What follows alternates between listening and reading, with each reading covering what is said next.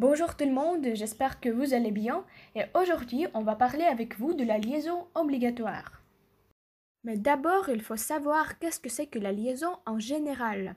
Et maintenant, vous voyez la définition.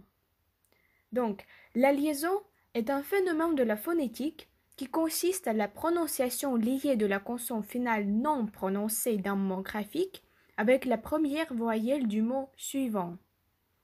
Ainsi, les liaisons permettent de prononcer plus facilement en gardant l'alternance voyelle-consonne dans la prononciation. Et maintenant, nous passons à la question qui nous inquiète beaucoup. Quand faut-il faire la liaison? Dans quel cas ce phénomène est obligatoire? Et premièrement, il est nécessaire de faire la liaison entre le pronom sujet et un verbe. Par exemple, ils entrent. Là, on fait la liaison entre le S et le E. Dans ce cas, on entend Z entre ces deux sons. Et encore quelques exemples. Vous admirez, nous arrivons. L'autre cas, on fait la liaison entre le déterminant et le nom. Mais faites attention qu'on entend sur le déterminant non seulement l'article indéfini ou défini, comme dans les exemples en opéra et les usines. Dans ce cas, on parle aussi des adjectifs possessifs, mon ami, des adjectifs numéros, deux enfants, et des adjectifs démonstratifs, ces étudiants. Puis on fait la liaison obligatoire entre l'adjectif et le nom, mais seulement si l'adjectif est placé avant le nom.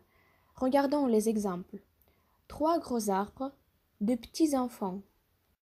Il nous reste encore quelques cas, donc on fait la liaison entre l'adverbe et l'adjectif. Par exemple, plus occupé, très étonné.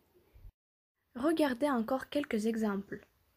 C'est-à-dire, de temps en temps, plus ou moins. Cela veut dire qu'on fait la liaison obligatoire dans certaines expressions, dans certaines locutions adverbiales ou prépositives. Et le dernier cas qu'on examinera aujourd'hui avec vous, c'est la liaison obligatoire entre la préposition et le nom et la préposition et l'article. Par exemple, dans une heure, sans objectif, chez eux.